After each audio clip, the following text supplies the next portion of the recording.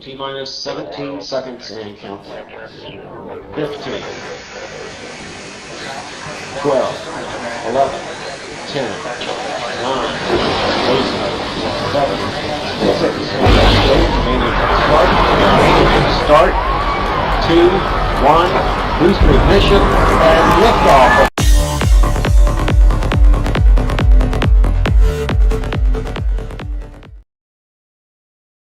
Let me know if you can hear me. Let me know down below if you can hear me tonight, because then we got 50% of this little show going. But first of all, let me know. Please tell me, how are you lovely, lovely, sexy looking people doing? And remember, this stream is only for the sexy looking people. This dance ain't for everybody. Only the sexy people. So anyway, we got it is important. Thank you so much, Shahid, my soul brother. It is important, sometimes I'm not only putting on the music to fancy myself. It is also, to gather, the news and get it up. And even though I suck at live stream, it is a big thing, to set all this up. So that's why I'm also never on time, because I do try to deliver you the most important news. I try to educate you. I try to take you to the land of milk and honey, the promised land. And that takes a lot of work. You see, I'm not going to cut around the bush today. Before we're going to go in and do our usual stream, we need to look at this right away. Yesterday, EU signs a new gas deal as fears grow over Russian supplies cutoff. Now, that was yesterday, right? So now, 2 hours ago, this is, this is hot as it gets. 2 hours ago, we got exclusive. Now, I don't know if this is true. I do not know if this is true. But we got here, this is Reuters, right? Usually, at least, they lie less than the others. Russia Gazprom tells Europe gas hold beyond its control. They cannot control it. Because that fella there, he didn't do what he was supposed to do.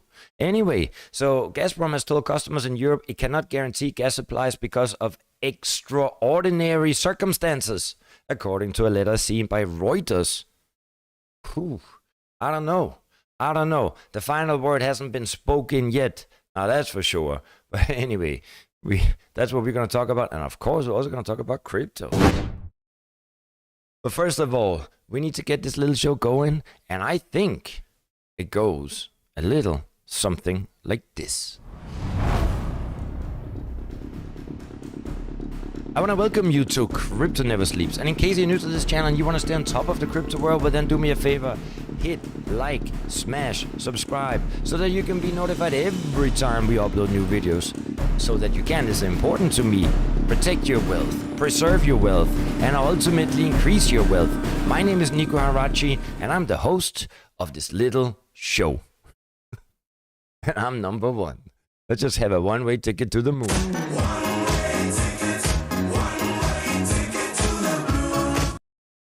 Okay, as you might not know, you can see there's nothing behind me, but we have updated our computers. Of course, we're going to have more technical issues than usual. Anyway, the first things first, we are going to go in and have a look at the level of market manipulation. And we're looking at the 15 minutes. We're looking at Bitcoin's up 2.9%. Look at that. Look at that. We got Ethereum up 9.2%. I think that calls for a rocket moment, and lots of love. Then we got Cardano trading at 47 cents on the dollar. Let me just see here if you can see it here. 47 and up 6%, and then we got DOT at 733, up 4%. So I think it is. It goes without saying that Ethereum is really doing something. Let's go and have a look at that. So here we go, Ethereum up. It's nice to see, right? It's nice to see. The future of finance is being built right in front of our eyes, and it's being built on the blockchain. Now, funny enough, I'm a big believer in the 7-day moving average, and we're looking at the weekly charts. I'm the only channel that is doing this. I'm the only channel that is so stupid doing that. But what we're seeing here, look at it. Look at it. It has actually gone through. It actually did close above the 7-day moving average, right? I mean, look at this. This is the new week over, but I mean, this was last week, right? So this is positive. Now the question is that we all want to know: is this just a little, is this just a dead cat bounce, or is it what do you call it, a bear party? I don't know. Let's look at Bitcoin. We're also looking at the weekly. You see, there's a difference, and this is up for debate, right? Obviously, the blue that we have here is the new week, so we don't know where that's gonna end. If you can see that Bitcoin's candle last week, yesterday, did not go above the 7-day moving average. And you see, there's always this debate. Who's the most dominant player? Is it Bitcoin or is it Ethereum? And I mean, honestly, if you know me, you know what I believe and think. And I have to say it again and say it with me. The future of finance is being built right in front of our eyes, and it's being built on the blockchain, and it's being built on Ethereum. But not many people believed me or, were, the same conviction as I.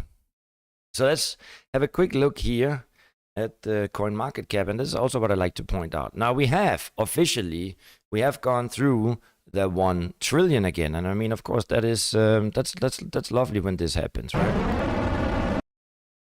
Well, we are seeing here, and we're seeing Bitcoin dominance 41% and Ethereum 18%. I have said this a few times, and I believe that's a lie. Why do I say it's a lie? Because Bitcoin is Bitcoin. Ethereum, and there are other people now, slowly saying and acknowledging that. That is that Ethereum is so much more, right? Everything that's built on Ethereum.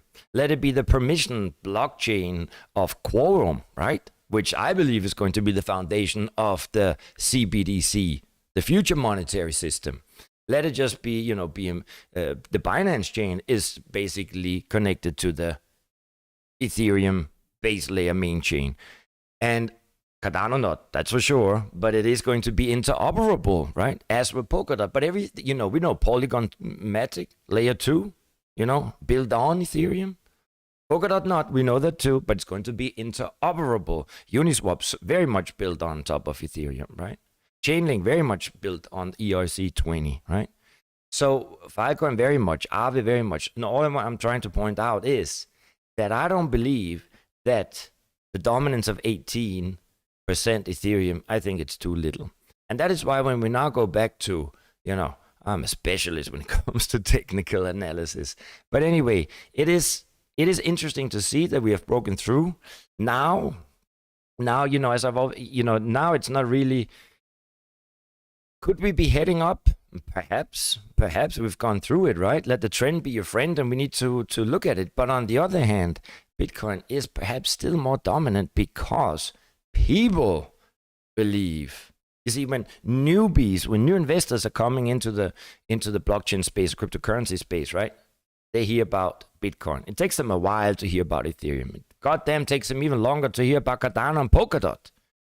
So let's see, and if that even has any meaning, this 7-day moving average on the weekly. But it has for quite a while. I also wanted to let you guys know, if you're interested in short-term, I wouldn't say trading. I don't like short-term trading. I'm not a big fan of leverage trading. But if you want to learn it and you want to understand how are the prices coming together, who is making the market, who is providing liquidity, who is manipulating the market, as I'm always talking about, right? Obviously, the market is being made by the market makers. If you want to learn, and there's only one ultimate teacher that really doesn't deserve to be number one, because he doesn't say when to sell or when to buy, as I do. But he is for sure the second best out there. Go say hello to Tino. Ladies and gentlemen, let's have a conversation.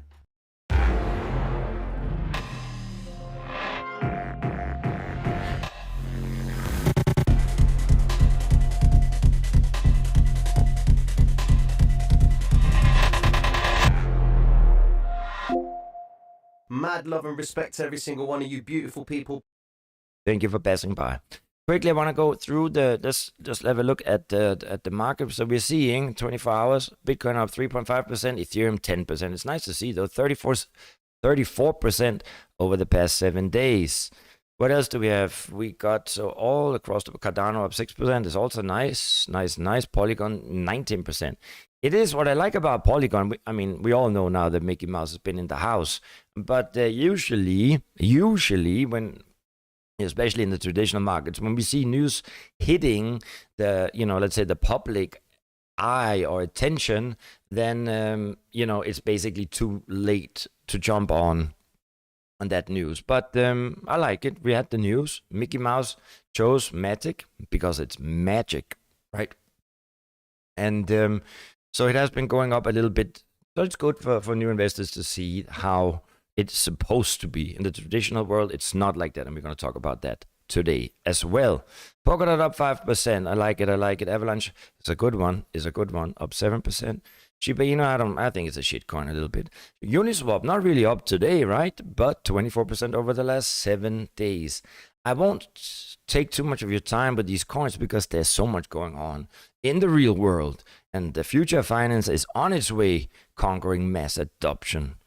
So let's just Thorchain Room. I mean, this is a winner. Don't underestimate the power of Thorchain Room. Reason being, this could potentially be the only ecosystem, the only blockchain, the way you and I, we can trade our coins crisscross across the universe of blockchains without KYC. Now, if that's going to be true, I can tell you, brothers and sisters, this will be a one-way ticket to the moon.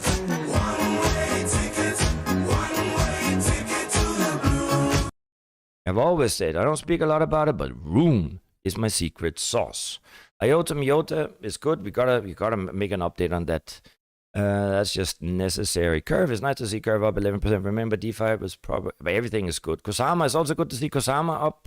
Everything is up. Quicksilver, Silica is not as quick as it's supposed to be, but I think Silica will have a good role in Asia. I do believe so.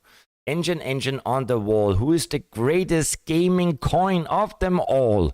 Obviously, Engine. So compound only up 1%, but and then we got 1inch decentralized aggregator, right? It's an aggregator of decentralized exchanges. It's a good one.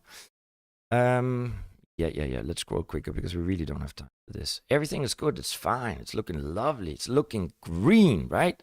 Like the Green Deal. Look at that. Terra is up 12%. Who knows what's going to happen? By the way, Metistar, I do remember Metistar has been a coin that we very much liked, especially Fran and I, right? We liked it last year. And I do believe you can see that it's a coin that has impressive volatility, which I believe, coins that tend to move ahead of the market, and especially when you can see when there's a little bit of good news, the potential of a bull market coming back, then you can also kind of see which points are being favored. I think Metistar is a strong candidate. And that's all we got to talk about now. Barnbridge, have you seen Barnbridge? Right? I mean, 134% last 7 days. Remember, this is a part of Kitty's portfolio, but I mean, it's also taking a hit like everything else across the board. So go in and look and have yourself a look at Barnbridge. And that's about it. It's also interesting, but it's down 11. Ramp. Yeah, who cares Ramp? We're gonna take that away from. Yes, Ramp has been removed. Very good. We're also gonna remove Dodo. Removed. It's good that you and I would do a little bit of cleaning up together. But now it's time to have a chit and a chat. Gina Bobina, where have you been? Lovely to see you again. Of course, I got Shahid to meet my soul brother. He's been here since day one, just like Betty Cherry and myself. Lee, the ambassador, Master Lee. Thank you so much for passing by. Oh, man, it's great to see you. How you been doing? On fire. Chucker Coin. At Chaotic Rage is right. Kittens are bad for the environment. No, but I like my kitty. So, don't underestimate the power of kitty. What else do we have? Chaotic Rage is in the house. Good to see you. He's a man who understands Geopolitics.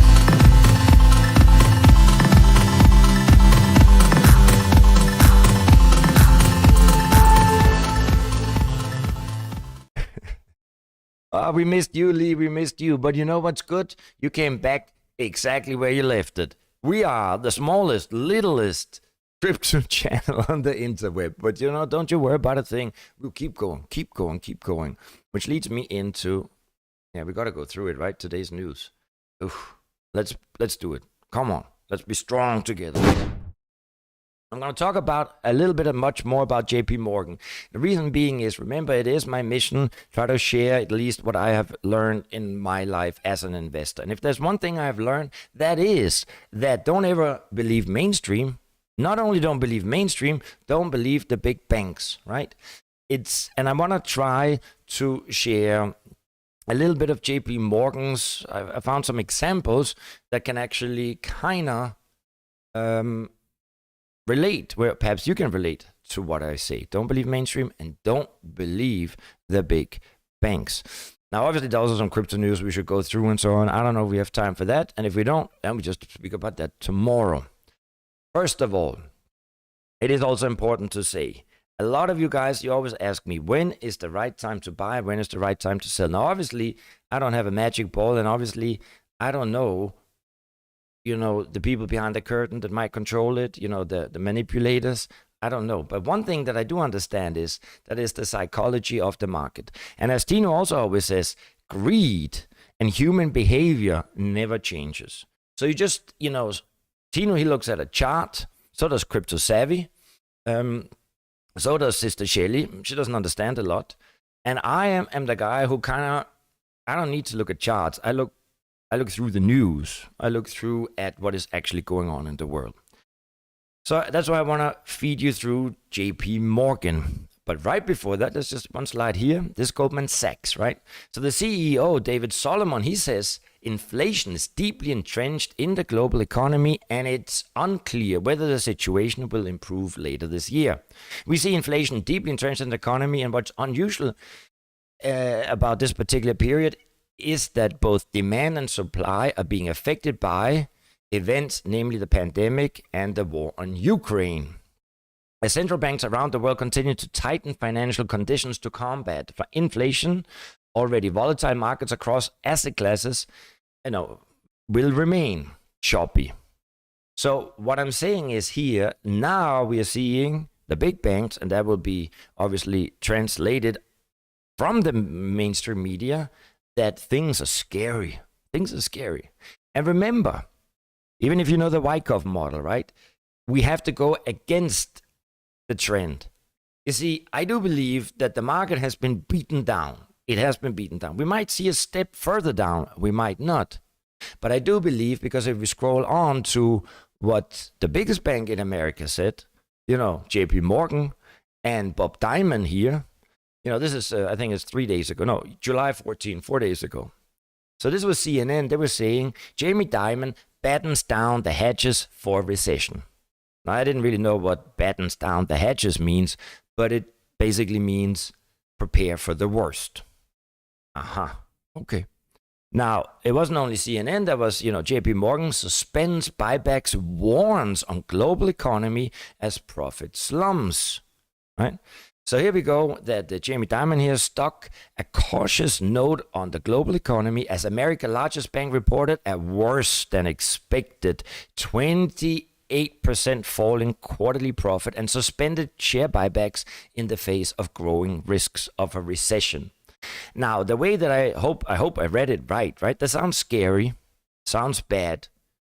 I mean, besides the fact that, just look at this, they had an 28% fall in quarterly profit. So they were still profitable. Thank the good Lord. Thank the good Lord that it was still.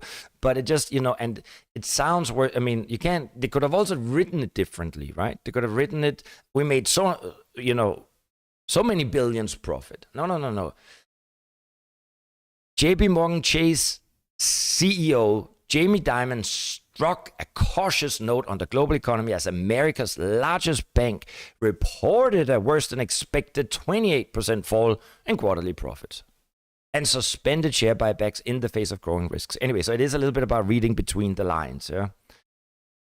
But what he does say, and that is, we cannot ignore that. The chief executive also stressed the need to build capital reserves, which you should do yourself. Have some coins in the right pocket, in the back pocket, and in the left pocket. While flagging a number of concerns, including the war in Ukraine, high inflation, and the never-before-seen quantitative tightening as threats to global economic growth. I want to stop here for a second, because remember what you and I, we did yesterday?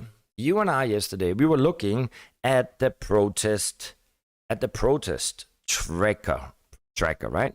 So we were actually seeing, we're not going to look at that today, but we were looking at yesterday how many protests there are going around the world. And there are many. The mainstream media is not really talking about it, right?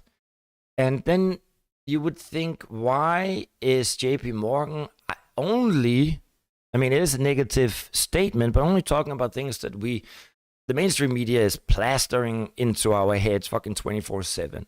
Why doesn't he say that it is worrying that we are seeing across the board, across the globe, we are seeing demonstrations? That's a real scary thing, right?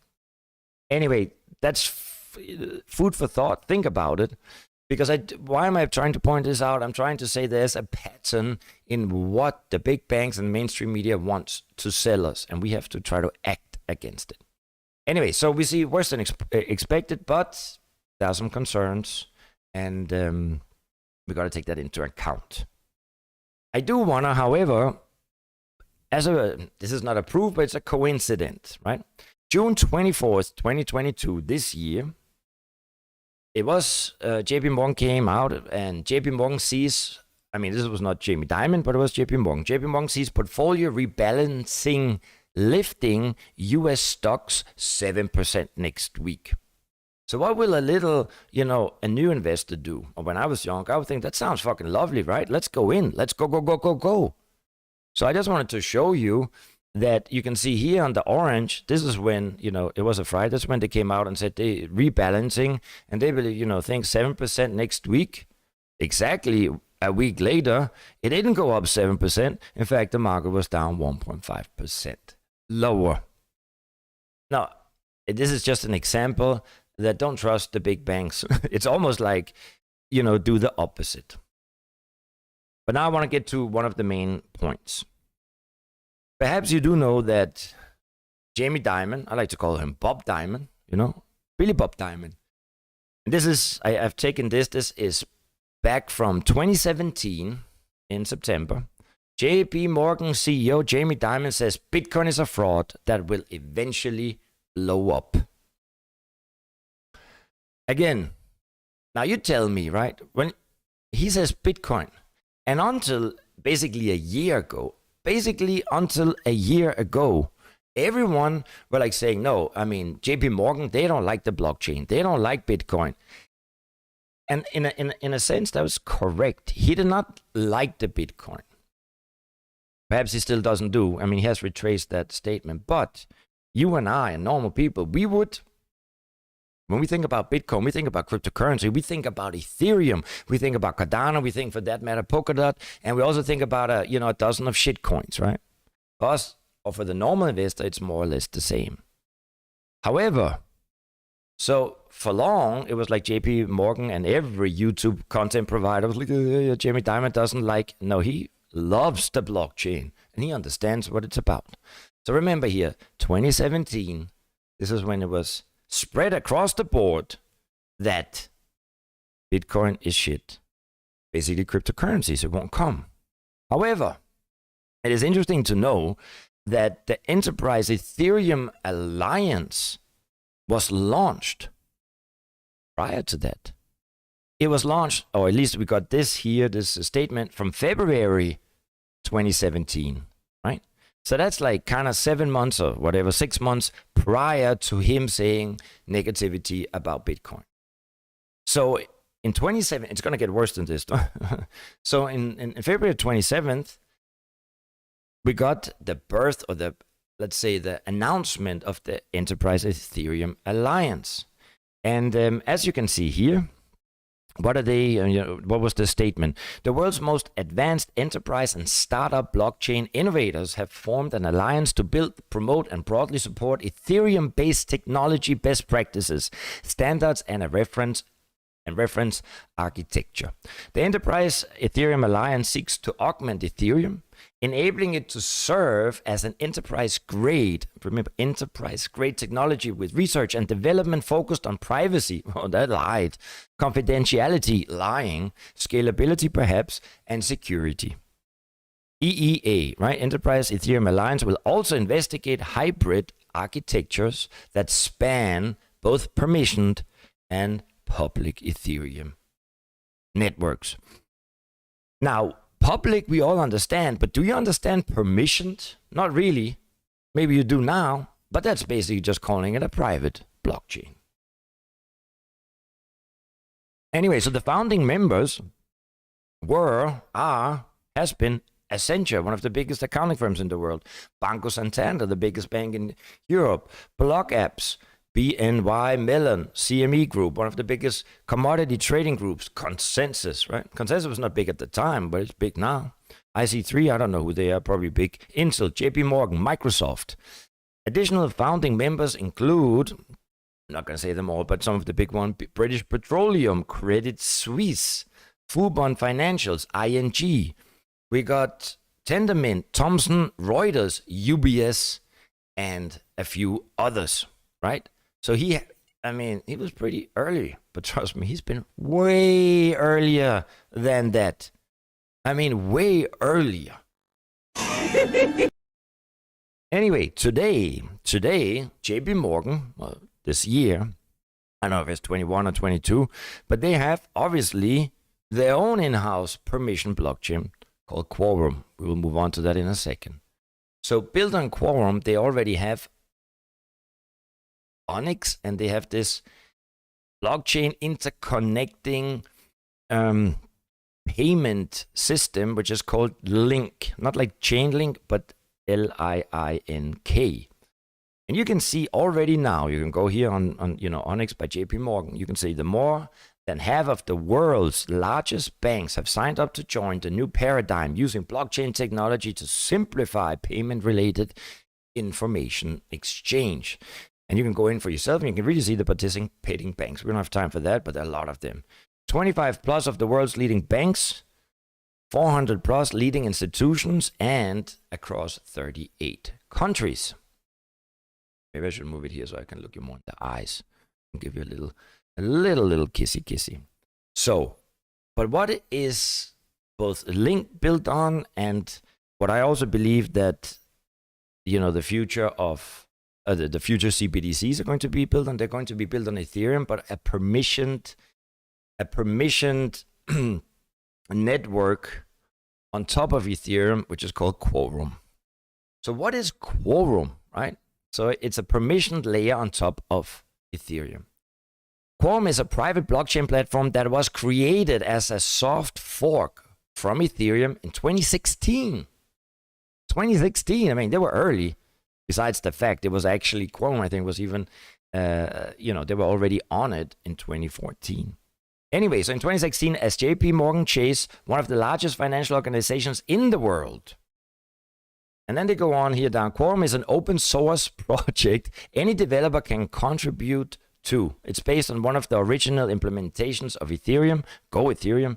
However, companies can create their own protected private networks on Quorum, a feature that is of critical importance to most enterprises. So being based on Ethereum, Quorum enjoys many of the advantages that come with Ethereum's popularity and wide adoption. For example, the language used for smart contract development on Quorum is Solidity. I mean, nobody knew Solidity at the time. There might come more now, but sure would be easier if you could do CC+ or Java, right? So, but anyway, Solidity is the programming language if you want to program anything on the Ethereum blockchain.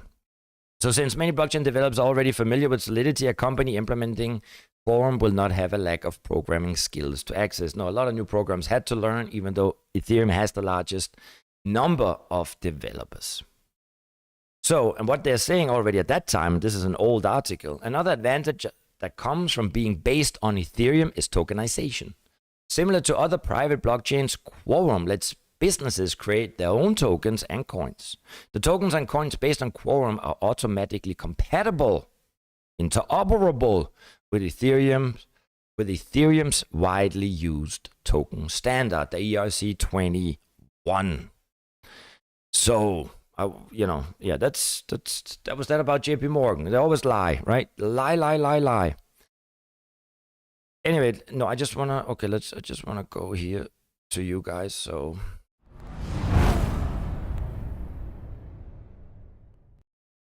it's not really time to chit or chat. I just wanted to point out that it is important that you always, don't believe basically mainstream. And I wouldn't say that there's nothing wrong with banks, right? They're private organizations like JP. I know they're public and so on, but their main goal is to make money, right? So if they can, misguide or mislead the average investor to do the opposite of what they want, that is benefiting their bottom line. Nothing wrong about that, right? We like democracy, we like democracy, and we like capitalism. So they're just a little bit smarter, but it's about identifying perhaps that everything they say is, you gotta, do your own research, just like you should when it comes to investing. You really need to do your own research. Don't believe me because I don't know shit about crypto. So here we are, a little bit of CBDC regulation. You gotta follow this Atlantic Council org tracker. I will share it today in the group, in the chat, chatty, because it is important that you yourself identify and look where we are going. Where is the future of the CBDC going? So here you go. And it's the whole world. That's another thing that you see. We are currently speaking a lot about geopolitical events. We're talking about, the NATO going against Russia, maybe the SCO. I mean, it all looks like it's gonna, we're all gonna, burn in hell. But when it comes to the financial system, when it comes to being able to operate on the blockchain, program individuals, they're fucking fine, friends. I mean, they're good like Sister Shelly and Brother Jamal. I mean, and that's also funny, right? Cutting them out of Swift and this and that, but in reality, everything is going to be crisscross, interoperable. Don't you worry about a thing. I mean that. Don't you worry about a thing. So what do we have here? The European Central Bank expects to complete the investigation phase of digital euro by autumn 2023. Right, next year. I really believe 2023 is going to be a year where we really going to take off.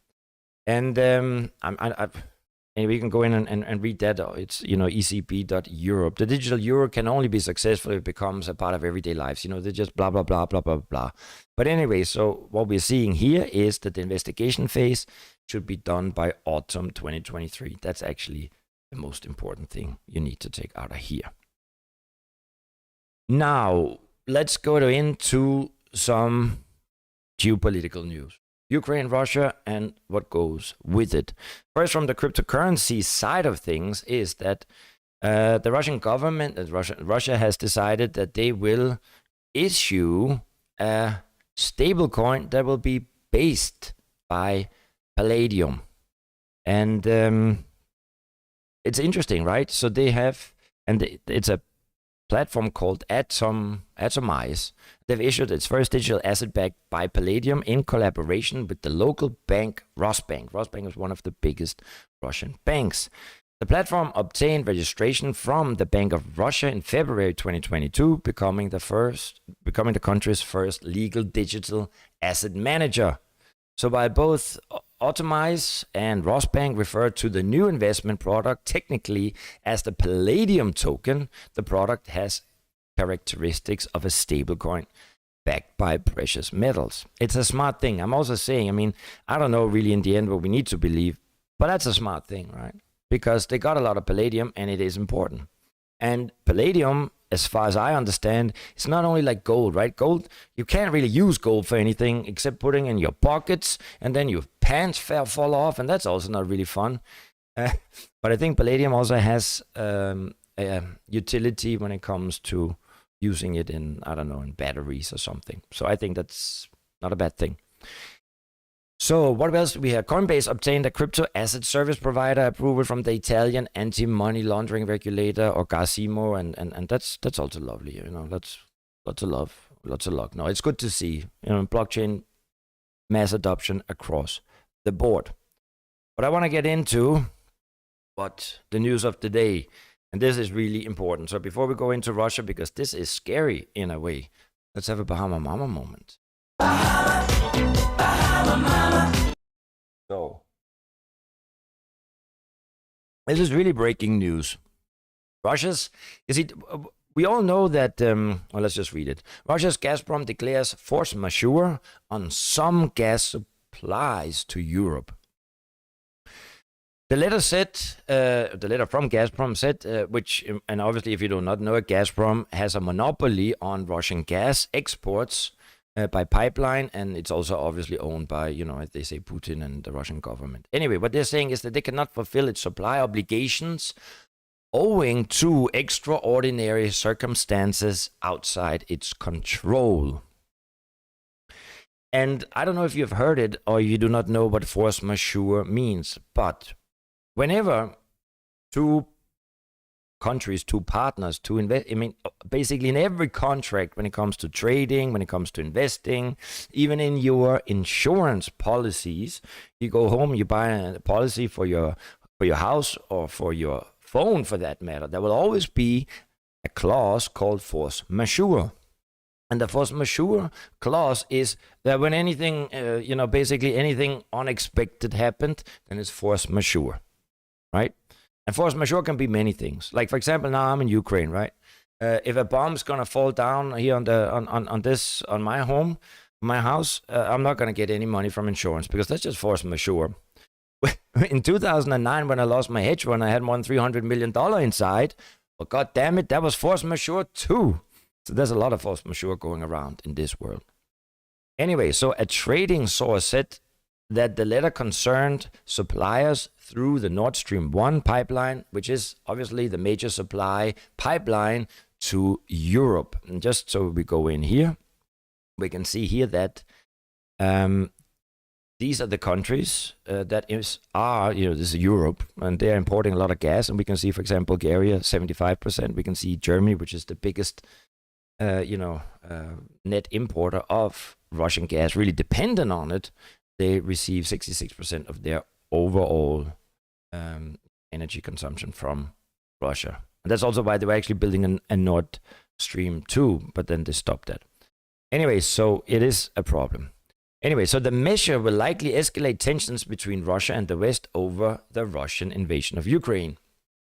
And as you probably also hopefully know, the European Union imposed sanctions on Moscow in order to stop using Russian fossil fuels by 2027. But they want the oil to continue to come for now, as it's slowly shifting away from Russian supplies. So, what we're seeing now, Russian gas suppliers have dropped via major routes, including via Ukraine, obviously, and Belarus, and through Nord Stream 1 onto the Baltic Sea. So I want to take you, because I didn't have a lot of time actually to go through these articles. Let's just try to read them, because I find it interesting, right? I just saw yesterday that this is what we saw yesterday. EU signed new gas deals. Fierce growth over Russian supplies cut off. So I guess that Russia, they are like coming out now and saying, well, yeah, I mean, so you don't want our gas in a few years. Well, you know what? We'll just stop it right now. You don't worry about a thing. I don't know if this was yesterday that the EU did this. And let's just see. Russia has denied that it's using gas as a weapon against the West. However, supplies have fallen by more than 60% in recent weeks. Well, they did announced that there was going to be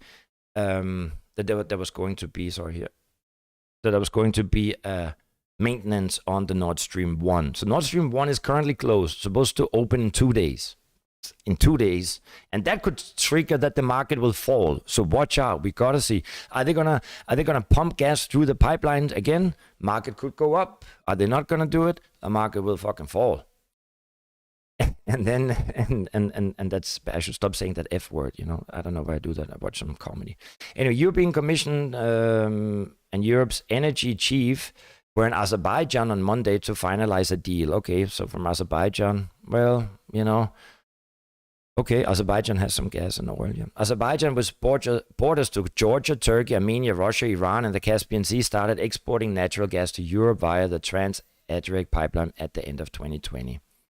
So let's see how much they can supply and not. So we got this here, and this was as against Russia. Let's see. So what Russia has done until now is saying that they got some problems, and it's not their fault, and we will have to see. I have to give it 2 more days, and because I think we're running out of time. So if you want to go into this, all you got to do is scroll the net. Russian gas supply hold risks, 1.5% cut to EU's GDP in worst case scenario. So we got to have a look at that. Oh, what happened here? Do you see that? Okay. Anyway. And wait. Please, sharing is caring. You know, we started again to give away. So please, in case you're new to this channel, then all you gotta have is a BUSD compatible wallet, and you gotta hit and smash and like and share and tell your mama about it and your dad and tokenize the whole house on the blockchain. No, I mean, I think you're very easy to participate, and since we are the littlest channel, great chances of actually winning. I just want to see, did we forget anything? I don't think so. So let's go and say goodbye.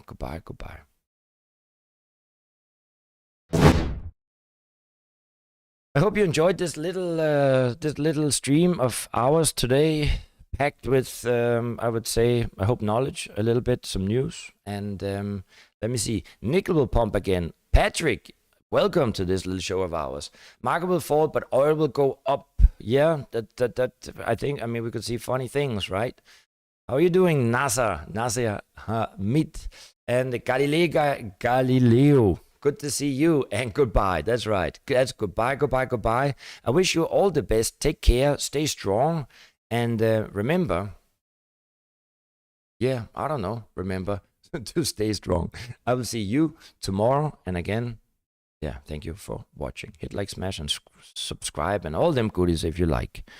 And I will share with you the video where we compare the Shanghai Cooperation Organization, which combines China, Russia, Azerbaijan, Tajikistan, Uzbekistan. Maybe Azerbaijan is not there, but anyway, and India and Pakistan and Iran. And I actually do believe that the Shanghai Cooperation Organization are holding together. And I don't think NATO, if it was going to come to a war, I don't know. But I don't think NATO would face Russia. I think it would be SCO versus NATO.